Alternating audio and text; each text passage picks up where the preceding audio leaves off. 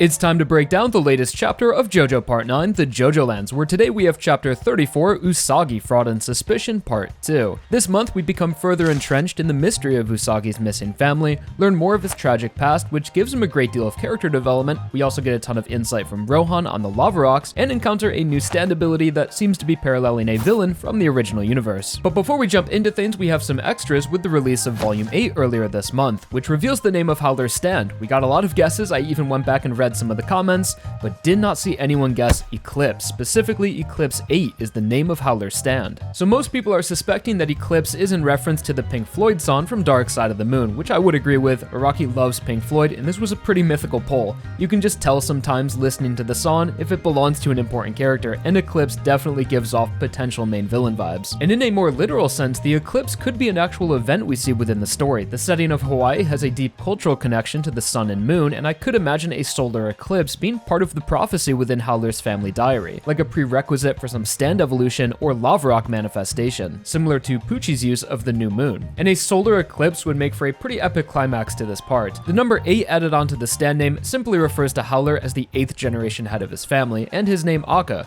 with H being the 8th letter of the alphabet. This stand was also revealed in Volume 8 of the manga, and technically Howler could be the 8th main villain of the whole series if you don't count Dio twice. The number 8 also resembles the symbols of Infinity and a Mobius strip, two concepts previously featured in stand fights, so just something to keep in mind, as 8 seems to be a pretty important symbol associated with Howler. The stand's ability is also vaguely explained, but doesn't really share anything we didn't already know, but says its ability is likely to be revealed later on, so as expected, Howler will return. So getting into the chapter now, we have some new art of our updated main cast on the cover of Ultra Jump, so it looks like Charming Man is properly set aside for now. And this piece has a pretty interesting use of color. This could be a complete coincidence, but the color of each quadrant resembles the cover of King Crimson albums. And within the part so far, Usagi and Howler both contain King Crimson references, so I think Araki has been shuffling their albums when writing this part.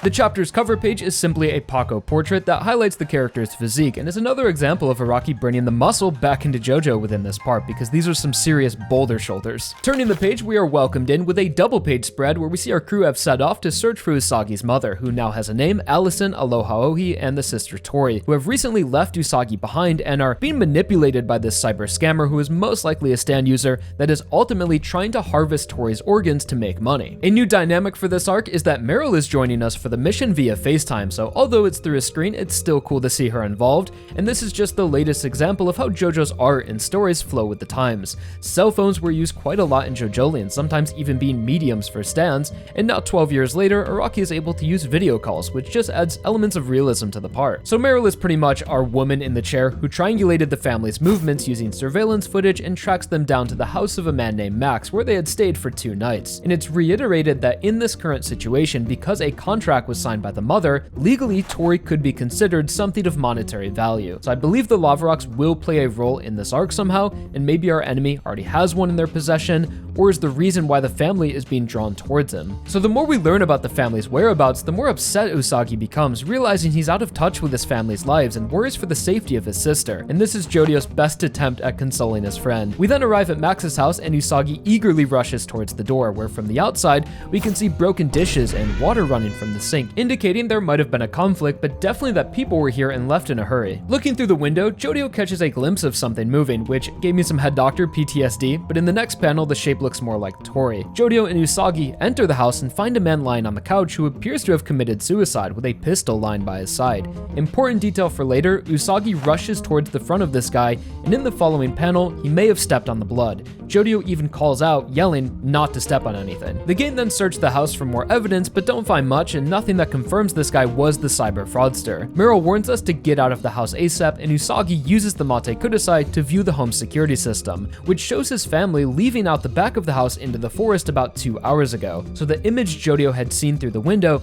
could have been some stand-like mirage that had taken the appearance of Tori, or maybe she has her own stand playing a role. As Usagi watches the footage of his family walking away, he can't help but feel the weight of abandonment. They never look behind them or ever seem to wonder if Usagi is searching. They just keep walking like he doesn't even exist. This moment of emotional turmoil allows Usagi to open up about his past and tells us that he doesn't have the best relationship with his mom, and that after his father died, they had really been on scraping by to take care of Tori. And when Usagi was 14, he had a crush on a guy friend but says that he also likes girls too, which makes him bisexual. And when he talked to his mom about it, she put him in a correctional facility. And ever since then, his mother has favored their sister and has acted cold towards Usagi, describing the entire situation as so absurd. So now that we've seen everyone's backstory, there is a clear theme among the cast, which is that they have all faced hardships in their lives due to some sort of disposition, a quality about themselves such as a sexual preference, and are discriminated by society by no fault of their own but for simply existing. If we go back to Dragona's backstory in chapter 13, we can gain further insight into this concept, where he had said, "The absurd occurs without connection to the life one has lived up to that point, in fact without any meaning at all,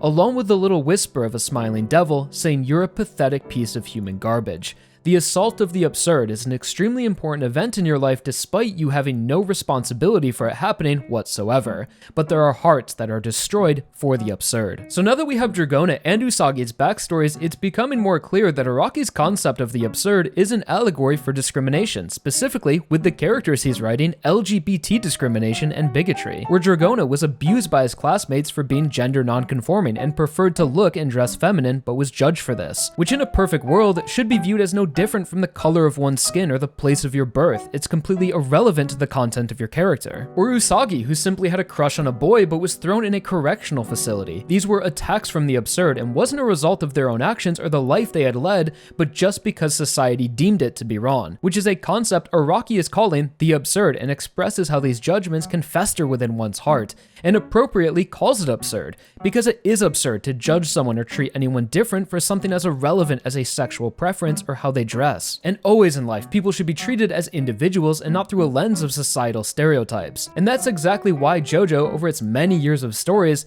has become such a safe space for gay people, trans people, people of color, or anyone who may have been attacked by the absurd in their life. It's a series where such things hardly exist. It's almost this idyllic world where people can be who they are and not face judgment. Sure, it's full of evil and messed up people, but it's always their actions and the path of one's life that determines those things. But you had gay characters and people can dress however they want, and it's hardly ever mentioned or excludes them from spaces. But in part 9, Araki is going about this in a different way and directly showing the discrimination people face, I assume in an attempt to depict realism, with this being a more relatable issue to young people today than ever before, as well as parallels the themes of Golden Wind, where all of the characters face these horrible circumstances purely by fate, but didn't let that corrupt them and strive for justice in an unjust world. So we sort of have that same theme in part 9, where it's the characters' natural dispositions that make them victims of a cruel society, but are still able to pursue justice in spite of that. So coming back to the chapter, this is great character development for Usagi and makes him very relatable to some readers who might also be bisexual and have faced any sort of discrimination for that. And Jodio specifically seems to empathize with Usagi's struggle and could relate his experience to Dragona's bullying.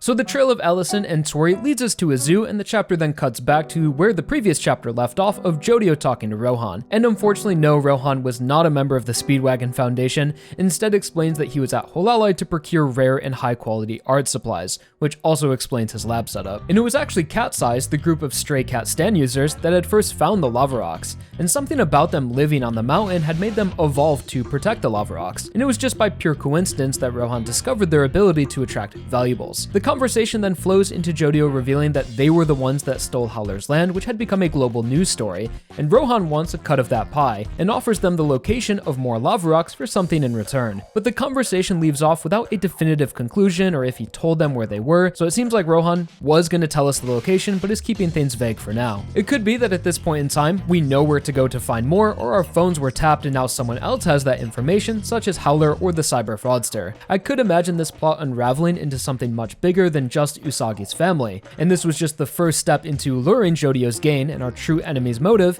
is Howler's land. So by the end of this all, it could be that we're actually fighting Howler through these proxy stand users, and it's this elaborate plan to get the land back. The chapter then brings us back to the zoo, which is an awesome setting for a JoJo arc, and I'm sure Araki will use this opportunity to draw a ton of animals, but right now we are attacked by an enemy stand whose ability is reminiscent of a bunch of other things we've seen in JoJo before, all mixed together. At first, the security guard provokes Usagi into turning around, then instantly transforms into Max, the dead guy from the house, and further taunts Usagi, claiming his mother had performed sexual acts on him. And once Usagi turns around, Max is able to attack, slashing his abdomen. But then we see from Paco's perspective that Max is completely invisible, so only Usagi can see the enemy, and in the final pages is pulled into alligator-infested waters. So a guy named Max, wearing a sports jersey, has turned into an invisible zombie and is using alligators to attack. Yeah, I'm thinking this is a parallel to Sports Max, but also reminiscent of the Ghost Alley a bit, which provokes you into turning around, and some Blue Hawaii vibes with the zombies. I think maybe Usagi had touched the blood back at the house, which made him a target for the Stand's effect, and since then has been tracking him down. So it looks like the enemy is fully aware that we are on the search for Tori and had left a little trap for us along the way, but the mystery still remains who is the true enemy behind it all. But for now, I am just excited to see how much fun Araki has with this zoo setting in the coming chapters. So thank you all so much for watching. Please like the video if you enjoyed, subscribe for more, and I'll talk to y'all real soon in my next video.